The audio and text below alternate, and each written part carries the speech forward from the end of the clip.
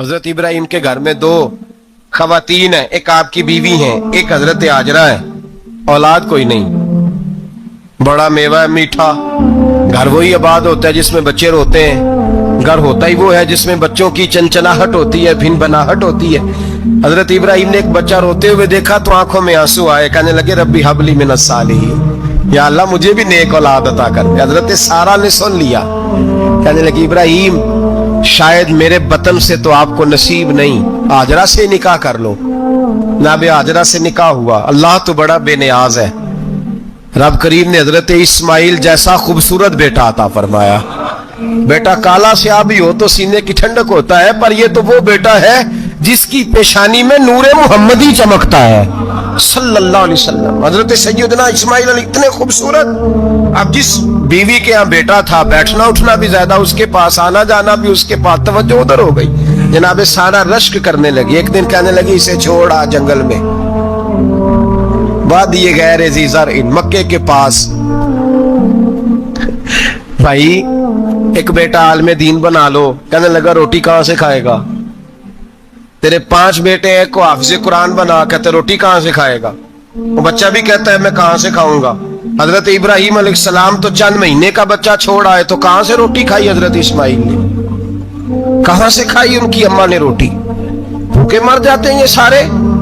मैं बड़ी जिम्मेदारी से कहा करता हूं कि जितनी खूबसूरत रोटी अल्लाह करीम दीन के खादिमों को अता करता है शायद किसी और के नसीब होती हो, लेकिन हम लोग तवज्जो ही नहीं कर रहे, हमारा शौक ही नहीं बन रहा, हम ये मेहनत ही नहीं कर रहे कि कौम को मुस्तनद उलमा की जरूरत है। इलाकों के इलाके खाली हैं, इधर हमारा मिजाज ही नहीं बन रहा, तवज्जो ही नहीं दीन की खातिर। और फिर चले बच्चे तो बात की बात है ना, जो अभी खुद जवान है वो भी तो ये दुआ। एक साहब मुझे कहने लगे मैं दुआ मांग रहा हूं अल्लाह मुझे बेटा दे तो मैं उसे दीन पे लगाऊंगा। तो मैंने कहा आप भी बूढ़े नहीं हुए, आप खुद ही लग जाएं। बेटा तो अभी आएगा तो लगेगा ना, तो आप तो इस वक्त है तो आप तो पहले लगे ना साहब। 2 घंटे तो निकाल के आए, दीन सीखने को काफी है। आप इतनी लंबी सोच रहे हैं कि बच्चा आएगा तो बड़ा होगा तो वो जाएगा तो देखी जाएगी, अभी तो आप हैं तो आप तो आओ। हजरत इब्राहिम ने बच्चा वहां छोड़ा। यहां से जो उम्रा करने लोग जाते हैं ना, जो हज करने जाते हैं, उनको पता है कि वहां दुनिया की हर नेमत मिलती है, फिर भी डबल ट्रिपल पैसे लोग जेबों में डाल के जाते हैं। हजरत इब्राहिम जब वहां लेके गए तो कोई इंसान नहीं था, पानी का कतरा नहीं था, 2 किलो खजूरें, एक मशकीजा। बीवी को थमाया। हमारे घर में हजारों चीजें पड़ी हैं, लेकिन वो जो तवक्कुल है ना वो खत्म हो गया है। अल्लाह देगा, हलाल हलाल पे कनात करे, जायज जायज पे भरोसा करे, रब करीम अता करने वाला है, वो मिजाज खत्म हो गया।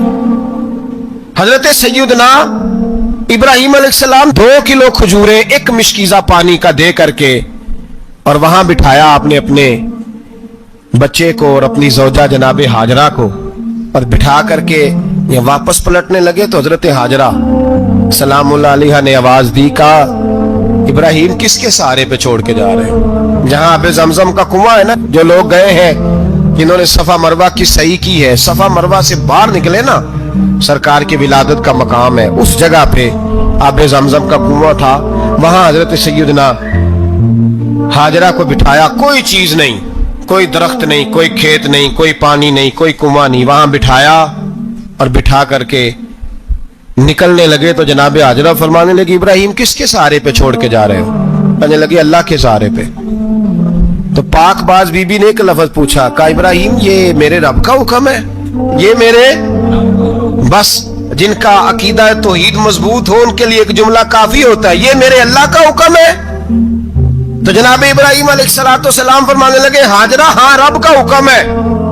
जब ये लफ्ज कहे तो चाहिए था ना हजरत इब्राहिम तसल्ली देते, तो बीबी साहबा तसल्ली देने लगी, अर्ज करने लगी इब्राहिम अगर अल्लाह का हुक्म है तो फिर आप हमारी फिक्र ना करना, अगर ये रब का हुक्म है तो फिर हमारी फिक्र ना करना, जिस रब ने हमें यहां तक पहुंचाया है वो हमें कभी भी जाया नहीं फरमाएगा, फिर फिक्र ना करना। हजरत इब्राहिम आ गए, बात आपने सुनी हुई है, इशारा करना मकसूद है। 13 साल में चले मान भी लिया जाए बाज रिवायात की रोशनी में कि आते जाते भी रहे, लेकिन मुकम्मल देखभाल अपने बच्चे की परवरिश में पूरा हजरत इब्राहिम अलैहिस्सलाम का किरदार, सारा किरदार माँ का था। मैं जब खवातीन के बारे में कोई बात करता हूं तो मैं आपको अक्सर कहता हूं कि ये सिर्फ बीवी के लिए हुक्म नहीं होता, ये ट्रेनिंग बेटी को देनी है और बहन को देनी है। ये तरबियत करें अपने घर में। मैं तजर्बे की रोशनी में ये बात अर्ज किया करता हूं कि भाई, बच्चे बाप के फर्मा बरदार उस वक्त होते हैं जब अम्मा उन्हें बाप का फर्मा बरदार करती है, और बच्चे बाप के नाफरमान भी तब होते हैं जब अम्मा उन्हें बाप का। मैंने अपने कानों से सुना, एक दफा एक बच्चा अपने बाप से कह रहा है, आपने तो सारी जिंदगी बाहर गुजार दी, पैसे कमाना कौन सा मुश्किल काम है, दुख सुख तो सारे अम्मा ने बर्दाश्त किए, स्कूलों में वो जाती थी, फलाना काम वो करती थी, फलाना काम। अब ये सोच उसकी जाती तो नहीं, ये उसको दी गई है। और अगर उसको ये सोच दे दी जाए कि अम्मा कहे कि मैं तो अपनों में रही सारी जिंदगी, मैंने तो अपनों में वक्त गुजारा, और तेरा बाप तो कई दफा जनाजे भी नहीं पढ़ सका, उसने तो माँ बाप ऐसे दफन कर दिए, वो अगर ये सोच फराहम करे तो फिर बच्चा बाप का फर्मा बरदार होता है। और ये वाली रिवायतें हम बीवी को सुनाते हैं, हालांकि किसको सुनानी चाहिए?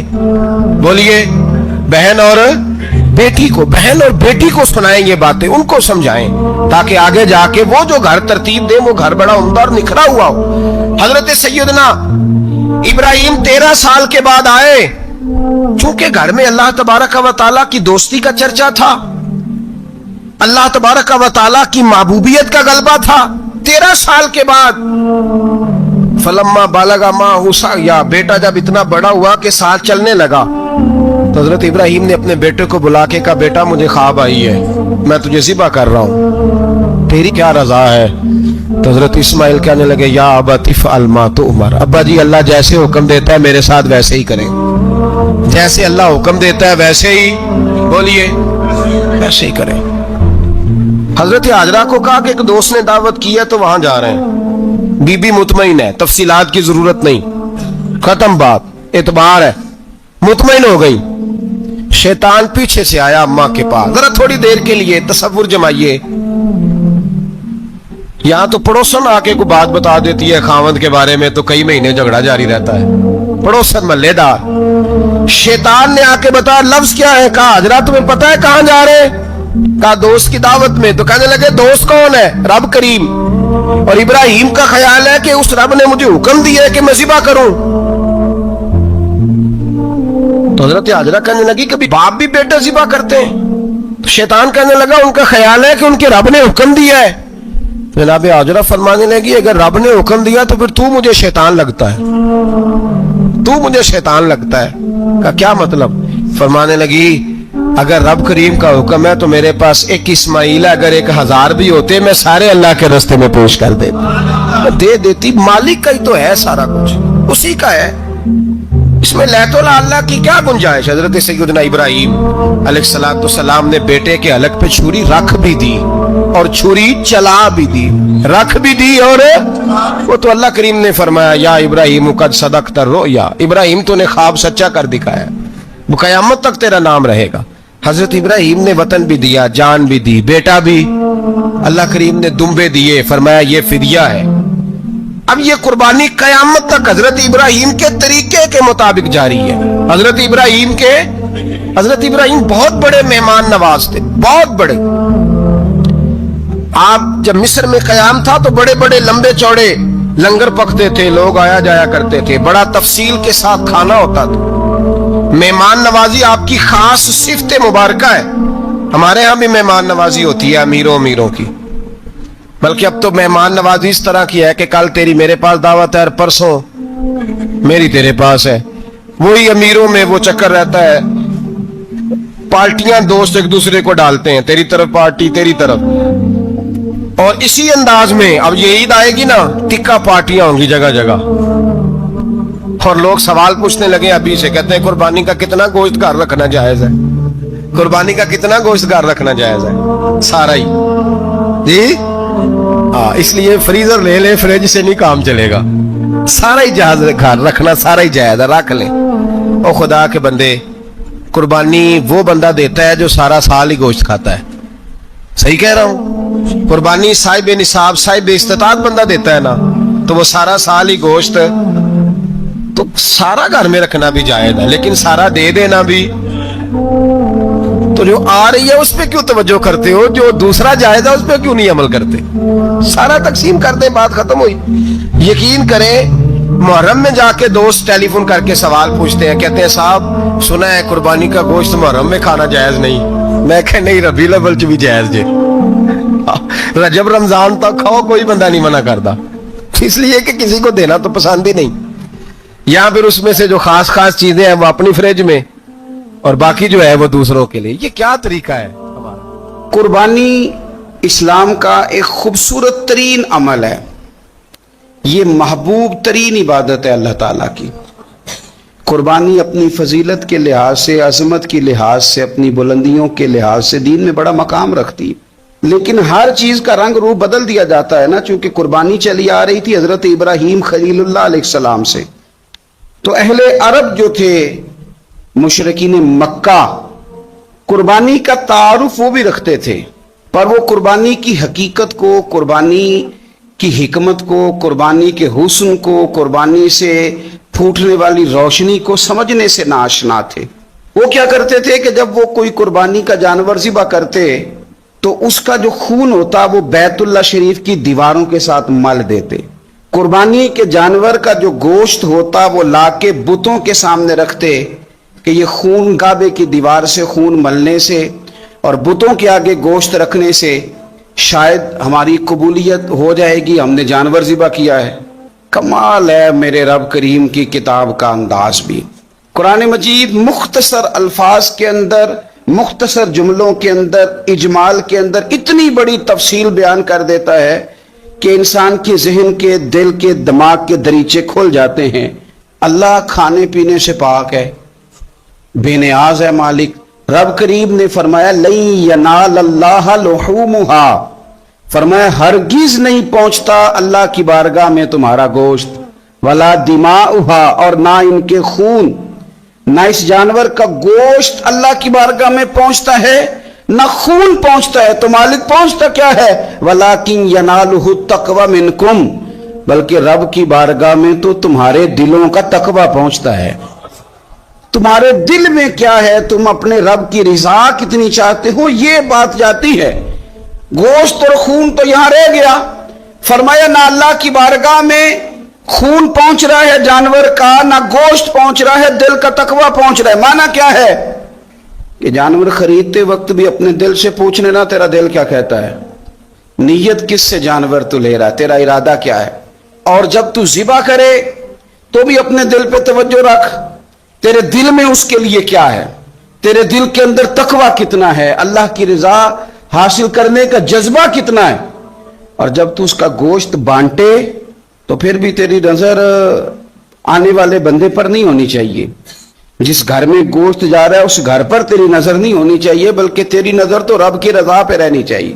اللہ کی بارگاہ میں جو چیز جائے گی وہ دل کا تقوی جائے گا، اپنے دل پر محنت کی جائے، دل کی خواہشات، دل کی نیتوں کو، ارادوں کو صحیح کیا جائے۔ ایک آیت نے سارا فلسفہ بیان کر دیا کہ نہ وہاں خون جاتا ہے نہ گوشت جاتا ہے، وہاں تو تمہارے دل کا تقوی جاتا ہے، تو جس چیز نے وہاں جانا ہے اس پر زیادہ توجہ ہونی چاہیے تھی، اس کا زیادہ خیال ہونا چاہیے تھا۔ یہ فلسفہ ہے قربانی کا کہ آپ کی نیت کیا ہے، کسی کام کے لیے آپ کا ارادہ کیا ہے۔ ہمارے ہاں قربانی کے ساتھ جس طرح جانور منسلک ہے نا، کہ قربانی میں جانور ہونا بڑا ضروری ہے اور قربانی کے لیے پیسے ہونا بڑا ضروری ہے، اسی طرح قربانی کے اس سارے سیزن کے اندر کسائی کا بھی بڑا رول ہے، اس کا بھی ایک بڑا کردار ہے، وہ بھی بڑی اہمیت کی حامل پرسنالٹی ہے ان دنوں میں، اور پہلے سے بڑے سارے معاملات ہیں، اور اس دن کسائیوں کے جو معاملات ہیں ان کی جو بھاگ دوڑ ہے وہ بھی ایک پوری داستان ہے، چونکہ بہت ساری جگہوں پہ انہوں نے جانا ہوتا ہے، اور جہاں وہ بیٹھے ہوتے ہیں ان کو بھی کافی جلدی ہوتی ہے کہ جلدی سے جانور ذبح ہو جائے، جلدی سے گوشت بن جائے، اور جس جگہ انہوں نے بعد میں جانا ہوتا ہے ان کے بھی 15 فون آ چکے ہوتے ہیں، تو وہ جو خاص اسلام حکم دیتا ہے اس موقع پر، اور نبی پاک علیہ الصلوۃ والسلام کی جو خاص نصیحتیں اور حضور نے جو خاص احتیاطیں بتائی ہیں وہ احتیاطیں پوری نہیں ہوتی۔ دیکھیں آپ اس فلسفے کو سمجھیں کہ قربانی کی تعریف یہ ہے کہ مخصوص جانور مخصوص وقت میں اللہ کی رضا کے لیے ذبح کرنا ہے، اللہ کی رضا کے لیے۔ اب یہ نہیں ہے کہ آپ نے فٹافٹ آؤ دیکھا نہ تاؤ دیکھا، جس طرح کی چھری آپ کو مل گئی جس طرح ہو سکا بس اس کو مار دینا ہے، اسے ذبح کرنا ہے اور اچھے طریقے سے کرنا ہے۔ یہ حدیث آپ کو سیاستہ میں ملے گی، مسلم شریف میں ملے گی، ابو داؤد شریف میں ملے گی۔ حضرت شداد بن اوس رضی اللہ تعالیٰ عنہ حدیث کے راوی ہیں، نبی پاک صلی اللہ تعالیٰ علیہ وسلم نے فرمایا احسان کرنا اللہ نے فرض کیا ہے ہر چیز پر، مالک نے ہر چیز پر احسان کرنا فرض کیا ہے، تو فرمایا جب تم ذبح کرو تو اچھے طریقے کے ساتھ ذبح کرو، چھری کو تیز کرو، اور فرمایا ذبح ہونے والے جانور کو آرام پہنچاؤ، اچھے طریقے سے ذبح کرو، چھری تیز ہو، اسے آرام ہو، اسے تکلیف نہ پہنچاؤ، اچھے طریقے سے ذبح کرو، اسے ٹھنڈا ہو لینے دو، پھر اس کی کھال اتاری جائے، تھوڑی احتیاط کی جائے، اچھے طریقے سے چیزوں کو لیا جائے۔ آپ دیکھیے حضور ایک بات کرتے ہیں لیکن سوچ کے دھارے بدل کے رکھ دیتے ہیں۔ رسول کریم صلی اللہ تعالی وسلم گزر رہے تھے تو ایک شخص نے بکری کے پہلو پر پیر رکھا ہوا تھا اور وہ چھری تیز کر رہا تھا، یعنی بکری کو اس نے گرایا ہوا ہے، لٹایا ہوا ہے اور پہلو پر پیر رکھا ہوا ہے اور ساتھ ساتھ وہ چھری تیز کر رہا ہے۔